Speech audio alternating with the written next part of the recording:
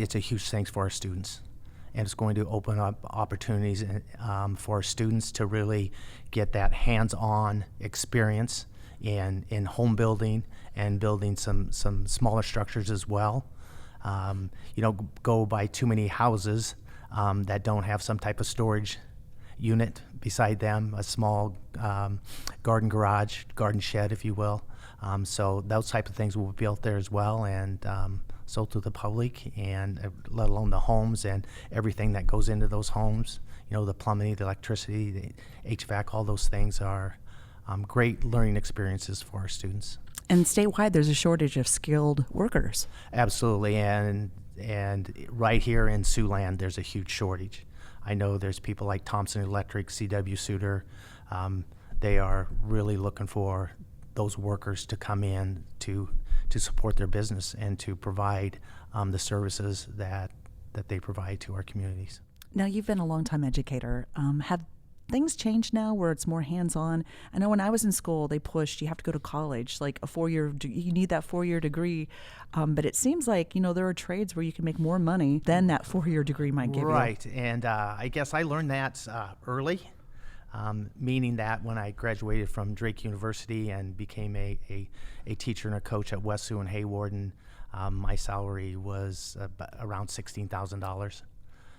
But that was in 1982.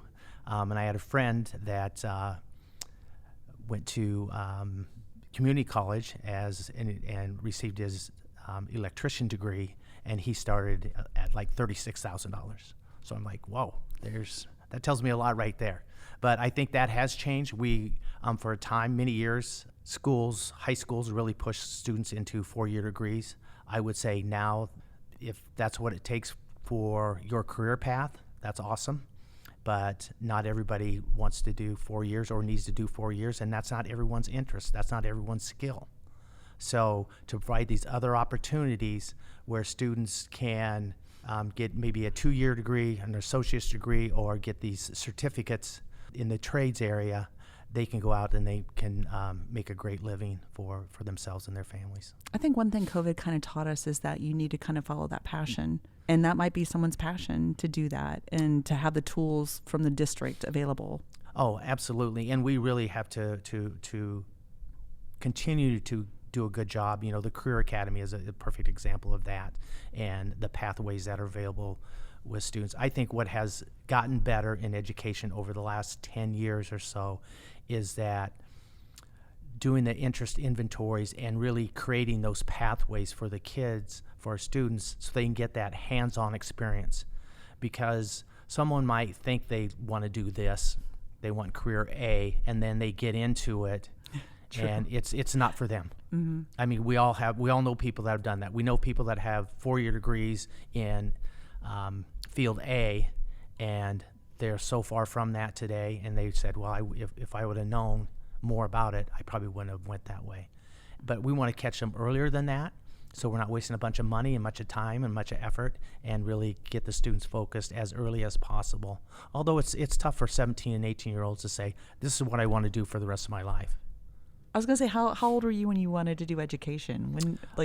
That's a great question.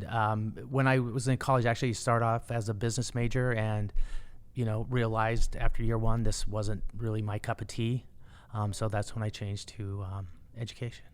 I know, yeah. For me, I was 5 years old, so when I wanted to be a journalist. I don't know why, but yeah, I got a typewriter from my grandmother for Christmas, and because that's what I wanted to do.